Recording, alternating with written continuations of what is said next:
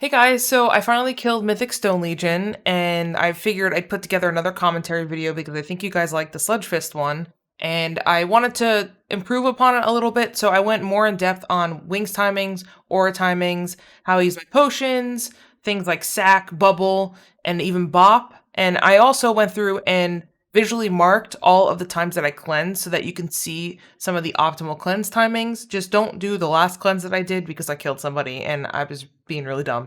But yeah, let's just hop right into it.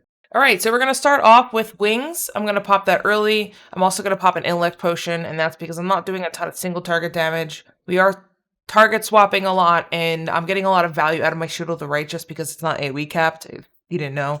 So I'm just going to do that. I'm swapping to the Skirmisher, then I'm going to swap to the Goliath, and just help your team DPS. There isn't a lot of healing that needs to go out right now. Spread your Holy Shocks, your Glimmer of Lights. Just try to get a little bit of value out of it. Personally, for me, the hardest thing about learning this fight was dealing with the Sultan Effigy because I honestly was screwing that up a lot. Like, I would always dump heals into the 80% healing reduction, and it was awful. So make sure you get a weaker or something that's going to scream at you. I have sounds that scream at me like every time there's a major mechanic because there's just so much going on in this fight. I get very overwhelmed and I forget, like, oh my god, I have to watch the Goliath health, and I have to watch the winds, and I have to watch for Ravenous Feast and Blades and stuff. So it gets to be a lot. I just highly suggest that you find weak auras or something that'll help you out. Like right there, I just had a countdown. You might be wondering, what is that countdown for? I actually have a countdown to the Ravenous Feast because what that does is it reminds me to check the debuff on the Goliath to make sure that they're not above 1 stack. If they're above 1 stack, then whoever gets the Ravenous Feast debuff is going to die. So you need to bop that. You need to be really quick with it. I've definitely let a couple people die because I wasn't quick enough or I didn't see it. We'll talk about it when we get there. But yeah, I mean, there's no other reason to use bop. I might as well talk about that here. You can't remove the bleeds in this fight. So bop doesn't work. Kyrian pot doesn't work. Bubble, in fact, does not work. You will still keep the bleeds on you. So you really need to watch, you really need to pay attention, be aware of the situation. There's a lot of dots you need to watch. This is a very hectic fight for a healer, so go easy on yourself. Give yourself some time to learn the fight. It took me probably way too long to figure everything out, but once I got it, I was like, okay, I get it. All right, so dealing with the heart rend mechanic, which is the one where you have to cleanse them and then they get another dot on top of them. That one, there's a few ways to handle it. At first, we handled it with cleansing whenever our officer would call it, but then I think we all just kind of got used to seeing the fight, learn the timings, figured out when the best times would be to actually cleanse, and we did make sure that we abused the immunity. So like hunters and AMZ and stuff like that, we made sure to tell them when we were going to cleanse them so they could pre-defensive. So right here, I'm actually going to bop somebody who gets the Goliath, and that's again because the Goliath was at like 2 or 3 stacks, and that means that whoever gets targeted is going to die. So make sure that you have some type of weak aura or something that will alert you to exactly who is getting the debuff, and you have honestly about a second to respond. So change the color of the weak aura, do whatever you need to do, make sure that they get the bop, because I learned that the hard way. So let's go back and talk about the heart rend mechanic, because I think this is going to be one of the biggest obstacles for healer teams that are proccing on this fight. It's very simple to mess it up, but it's also not that hard to execute once you understand the fight. So there's a few times where you just strictly do not want to cleanse heart rend, and that's right before Blades. That's when the Goliath is nearing 30%, which is when the healing debuff comes out. If Winds is coming out, it can get it kind of sketch. So you really want to watch for those mechanics, and then from there, figure out when to cleanse, because you only need a 6-second window of no mechanics. What I like to do is, if we're moving in a transition, I'll cleanse somebody. I'll wait for the Ravenous Feast to go out. I'll wait for the Blades to go out. And as long as the Goliath is not near 30%, that is an optimal time to cleanse. So just cleanse your target, get the weak aura so you know who you're assigned to, cleanse them, and then just focus heal them for the duration and make sure you have stuff up. If for some reason you cleanse at a bad time and then they end up getting another mechanic, just sack them and then you should be good to go. So from this point on in the fight, I'm pretty much popping wings on cooldown. The way that they line up really is nice and efficient for all of the crystallizes, and I'll put my healing assignments in the bottom in case you want to use the same rotation that I did. Here's another Ravenous Feast. Doesn't need to get bopped because it was single stack, so no one's going to die. Just heal them through it. So let's talk a little bit about using Aura on this fight. My assignments are on Crystallize 2, Crystallize 6, and Crystallize 11. Usually we pair that with another cooldown, so it's pretty efficient. I like to pop it a little early because sometimes we run into the Sultan effigy at the same time, and obviously people can't get healed there. So I'll usually pop it once I see somebody's character start ticking down at about 3, so that way it'll help prevent some of the damage beforehand that I can't heal through normally, and make sure that when the crystallize hits, they're not getting chunked for all of their health. So as long as it's up a little bit early and it's actually up for the impact, you're fine. So let's talk about the Seismic Eruption now. That mechanic is the one where you have to run to either the left or the right. It's the same as the Council of Blood mechanic.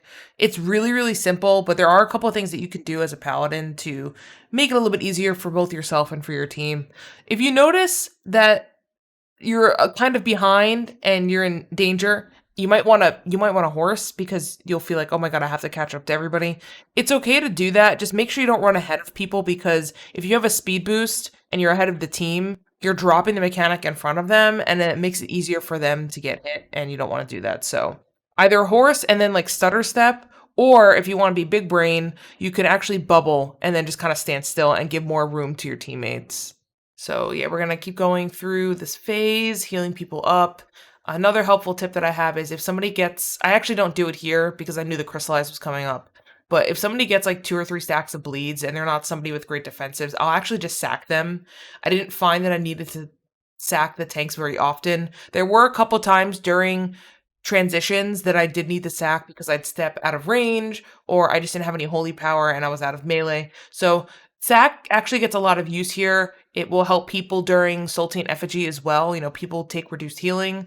Pop pop a sack on them if they have like 2 stacks of bleed. Don't let them die because you can't heal them. Like, the sack should keep them alive. And you could still pump heals into people too. I've done it a couple times and it feels kind of bad, but I have LOH people with the healing debuff just so that they don't die. Like, I'll see that they have like 2 or 3 stacks and they need a heal. I'll LOH them, but it's not the most efficient use of that spell. But you know what? Hey, if it kept them alive, it's worth it. So, keep that in mind. But, okay, so as you see, we're placing the eruptions outside the room. We have a bunch of weak auras that assign backups, assign soaks, stuff like that. You definitely should be using them. I'm sure that your raid leaders will have those set up, but if you're not using them, definitely make sure that they're aware that they exist because it makes the fight way easier. I don't know how we could have done this fight without those weak auras, to be honest with you. But yeah, I'm just gonna help damage. I really wasn't pumping a ton of heals this time. There were some pulls where I was like really pumping, but other pulls I just felt like the damage, like there just wasn't a lot to heal, and we are 5 healing it. So sometimes I just sit there and I just dump my holy power into damage and validate my raid spot that way. So I also have a weak aura here that lights up the frames for whoever is soaking so that you know that they're topped off before the soak happens. We have lost people who were not fully healed up before the soak happened, and that's just a really stupid way to die. So I also suggest you get that weak aura. I actually don't know where I grabbed it. Somebody linked it to me, I believe. So you'd have to find it on, Wago, but definitely find that because I really think that'll help you guys keep people alive. There are just so many mechanics on this fight, and there are so many things happening at once that sometimes you just need something to yell at you, or at least I do, to yell at me and be like, do this at this point. It gets too hectic. So, okay, so we're gonna run to the corner here and do the knockback again.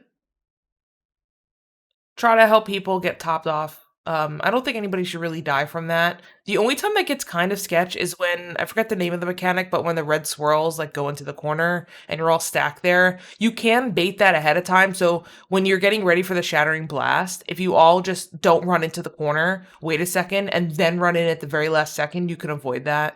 But if you don't, just be very, very careful. We're kind of in the last phase, I believe, here. Yeah, so we're going to actually reposition where we're standing. We're standing closer to the gate side, and we're leaving the right side open for blades.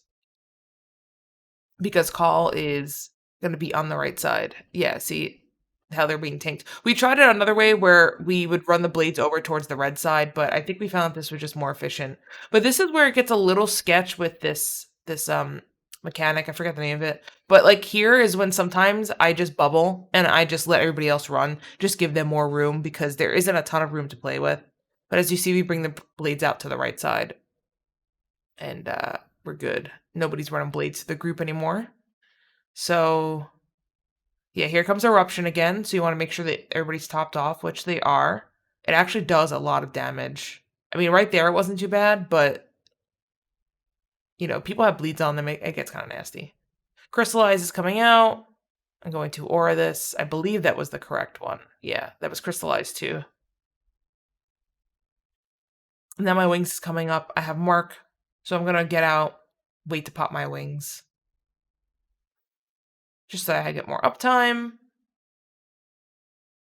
I have to move. I seem to get this mechanic every single time I get that mechanic. Like, honestly, I think I get that 80% of the time. Kind of annoying.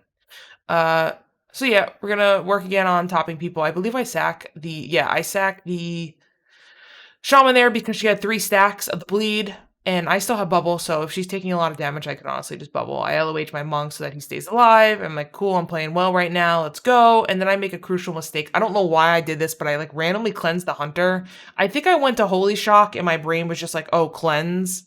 I killed him there. That's entirely my fault. I'm sorry. But anyway, we ended up killing the boss and it worked out. So sorry, Drift.